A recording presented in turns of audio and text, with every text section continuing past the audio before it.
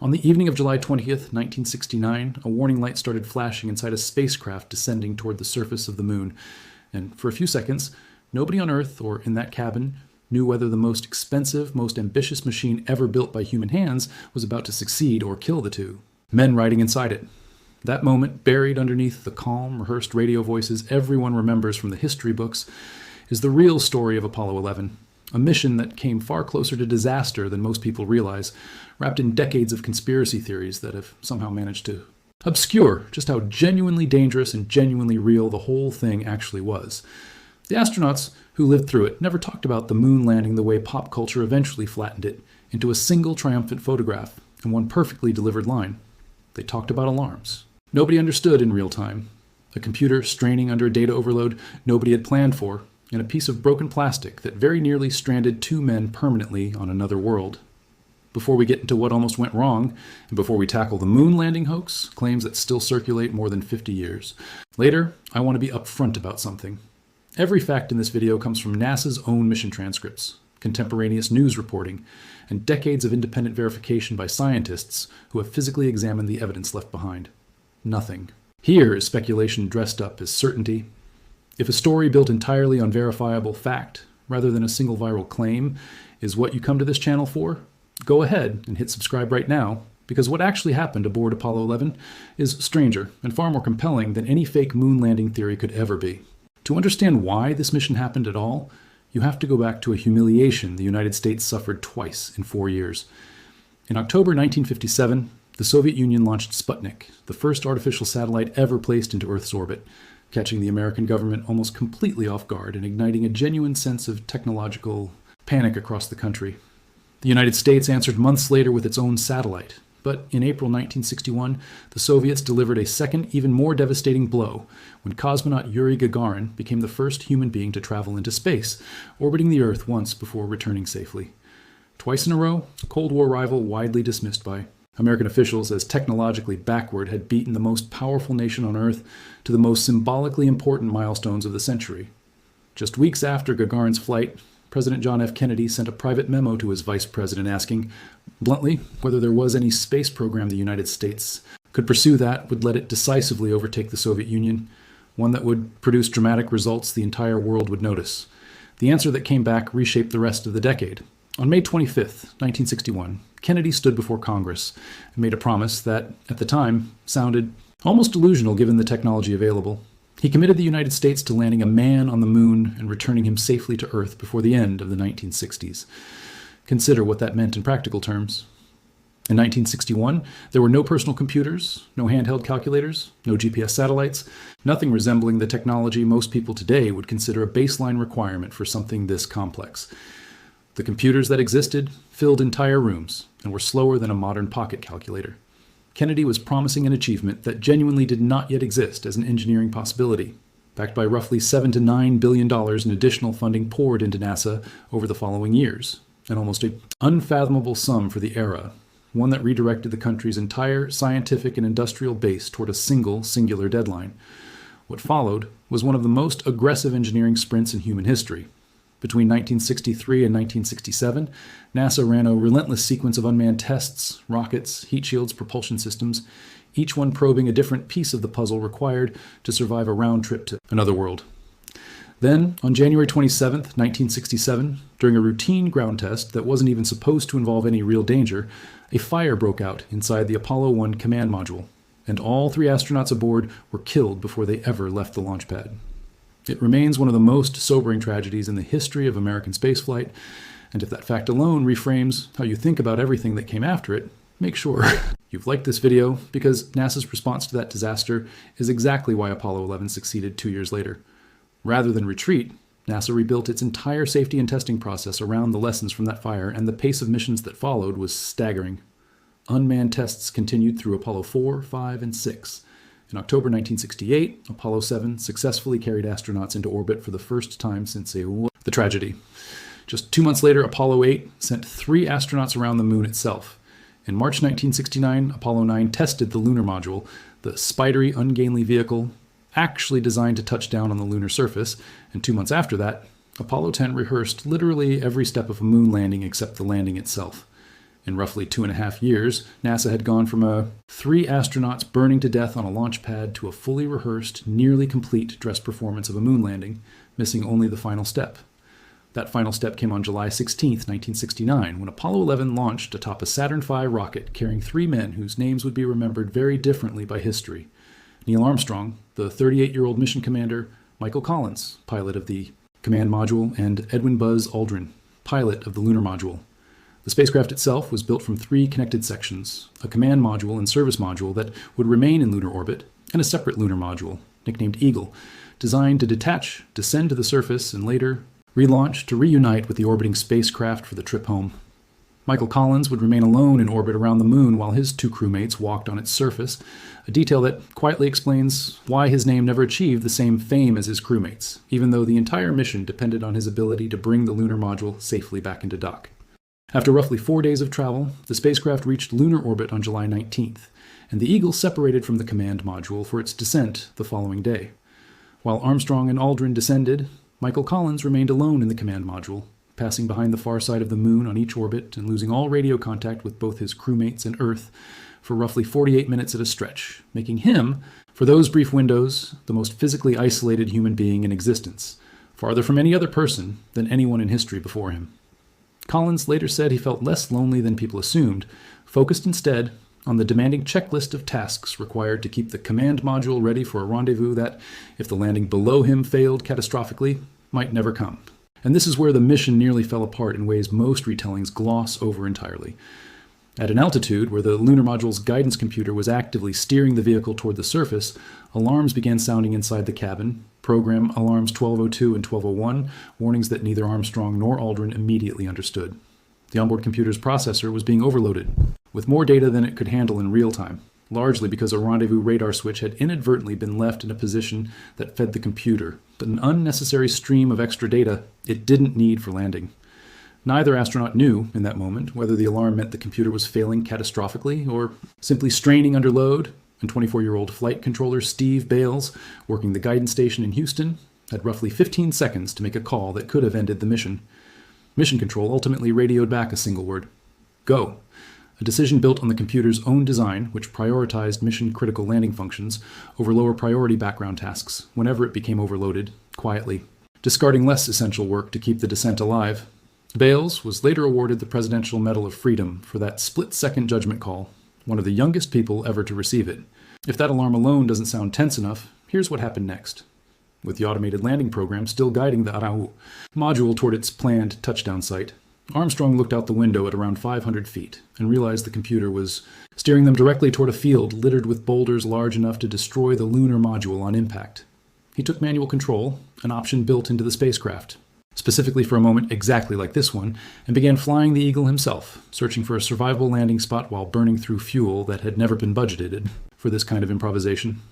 By the time Buzz Aldrin called out that the fuel gauge had dropped to 5% remaining, Mission Control in Houston had already begun a formal abort countdown, a 60-second warning followed by a 30-second warning, the final checkpoints before the mission would have been forced to abandon the Uhur, landing entirely and attempt an emergency ascent back to orbit.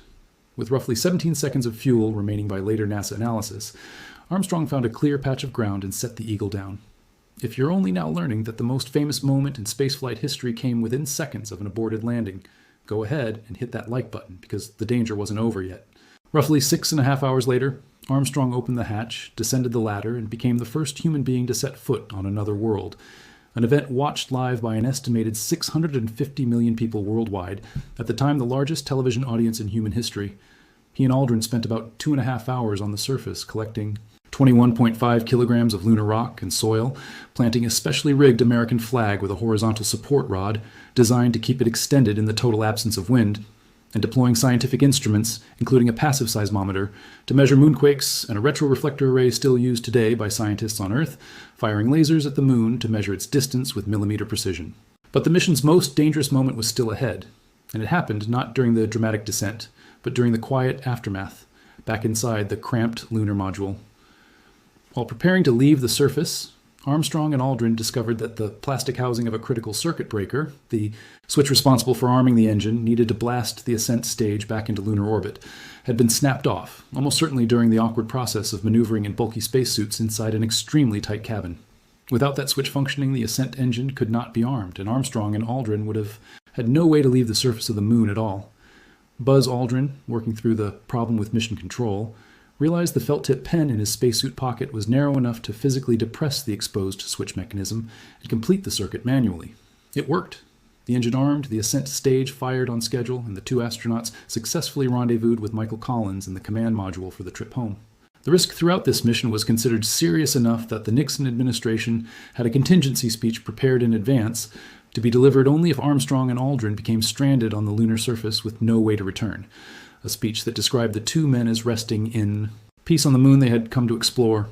It was never used, and the crew splashed down safely in the Pacific Ocean on July 24, 1969, after which all three astronauts were placed into strict quarantine for roughly 3 weeks, a precaution taken in case they had picked up any unknown lunar pathogens, a risk that ultimately turned out to be entirely unfounded. Now let's address the theory that none of this happened at all. More than 50 years later, a persistent segment of the public still insists the entire Apollo 11 mission was filmed on a soundstage, and this video would be incomplete without honestly walking through why that claim doesn't hold up against the physical evidence. The most immediate problem for hoax proponents is the Soviet Union itself. At the height of the Cold War, with every incentive imaginable to expose an American fabrication and every intelligence resource available to detect one, Soviet scientists tracked Apollo 11 independently using their own radio telescopes and tracking stations, and the Soviet Union's own state-published Great Soviet Encyclopedia later described the landing as historical fact, listing it alongside Sputnik and Gagarin's flight as one of the 3 defining achievements of the space age. A rival superpower with every reason to call out a lie chose instead to publicly confirm it. The specific visual claims tend to collapse just as quickly under scrutiny. The famous fluttering flag wasn't moving in a non-existent lunar breeze at all. It was mounted on a horizontal support rod, specifically engineered to keep it extended without wind, and the rippling appearance seen in footage came from the astronauts physically twisting the pole into the lunar soil, with the aluminum rod itself acting like a spring that briefly oscillated before settling still, exactly as you'd expect on a world with no atmosphere to dampen the motion. The absence of visible stars in the photographs has an equally mundane explanation. The landing took place during lunar daytime, under bright sunlight reflecting off both the ground and the astronauts' white suits, conditions that overwhelmed the camera. Equipment of that era in exactly the same way your smartphone camera fails to capture stars in the background of any brightly lit nighttime photo. And the supposedly inconsistent shadow angles, cited by hoax proponents as evidence of multiple studio lights, are fully explained by the moon's own surface acting as a secondary reflective light source, scattering sunlight in directions a single distant sun alone wouldn't produce, an effect made stronger by the uneven, cratered terrain the astronauts were walking across. One of the more specific claims involves a famous photograph of Buzz Aldrin, in which Neil Armstrong's reflection is visible in Aldrin's gold-tinted visor holding what looks like a camera, and skeptics have asked how Armstrong could be photographing Aldrin while also appearing to hold a camera in a reflection taken by that same camera. The explanation is straightforward once you know the equipment involved. Apollo astronauts didn't hold their Hasselblad cameras in their hands at all, since the bulky pressurized gloves made that impractical. The cameras were instead mounted directly onto the chest of their spacesuits, controlled with a simple trigger, which is exactly why Armstrong appears in Aldrin's visor reflection without a camera visibly raised to his eye. As for who photographed Armstrong himself climbing down the ladder to become the first person on the moon, that footage came from a separate camera mounted on the lunar module itself, deployed specifically to capture the descent, not from either astronaut holding anything. It's worth noting that genuine skepticism about the Apollo program did exist at the time, though it targeted the mission's cost rather than its authenticity. In January 1962, well before Apollo 11 ever launched, the New York Times published an analysis arguing that the money being poured into the space program could instead have funded more than 120 universities the size of Harvard, a criticism that only intensified as the Vietnam War escalated and domestic inequality became harder to ignore. That criticism wasn't conspiracy theory. It was a legitimate debate about national priorities, and it's a very different conversation from the fabrication claims that emerged decades later. What critics in 1962 could not have anticipated was how directly the Apollo program would reshape the technology of everyday life. NASA's enormous demand for integrated circuits in the early 1960s, at a time when even companies like IBM were hesitant to adopt the still unproven microchip, helped drive the price of that technology down by more than 90% within 5 years, according to industry accounts from the period, effectively subsidizing the birth of the modern computing industry. NASA's decision to bet human lives on integrated circuits, trusting that the same chips guiding a spacecraft to the moon and back could be relied upon for everyday use, gave the still fragile semiconductor industry a level of validation no consumer market alone could have provided at the time. The program's obsessive focus on miniaturization, reliability, and fail-safe redundancy filtered directly into decades of consumer electronics that followed, from early handheld calculators to the guidance systems used in commercial aviation. Apollo's own momentum didn't last much longer than the program's harshest critics expected. The final crewed lunar mission, Apollo 17, flew in December 1972, just 3 years after Armstrong's first steps, and no human being has returned to the lunar surface since, a fact that speaks volumes about just how extraordinarily expensive and difficult the entire program truly was. More than 400,000 engineers, scientists, and technicians worked on Apollo at its peak, at a total program cost of roughly $24 billion in 1960s money, north of $100 billion when adjusted into today's currency. That 50-plus year gap is finally closing. NASA's Artemis program, its modern successor to Apollo, completed its first crewed flight in April 2026, sending 4 astronauts, including Canada's first crew member to fly near the moon, on a mission around the lunar far side and safely home again, the farthest human beings have traveled from Earth in more than half a century. NASA is now targeting a crewed lunar landing for Artemis 3 in 2027, a mission planned to touch down near the moon's south pole, and, notably, to include the first woman ever to walk on the lunar surface. 57 years after Neil Armstrong stepped off that ladder with a functioning ascent engine held together, quite literally, by a felt-tip pen, humanity is finally getting ready to go back. So here's what's actually confirmed and what isn't, laid out plainly. Confirmed, the 1202 and 1201 computer alarms were real, verified in NASA's own mission transcripts, and corroborated by Steve Bale's own later account of the split-second decision he made in Houston. Confirmed, Armstrong took manual control of the lunar module with critically low fuel remaining, a fact documented in real-time mission audio and later fuel telemetry analysis. Confirmed, the broken circuit breaker and the felt-tip pen fix happened exactly as described, corroborated by both astronauts in post-mission interviews, and preserved in the Smithsonian's own account of the mission.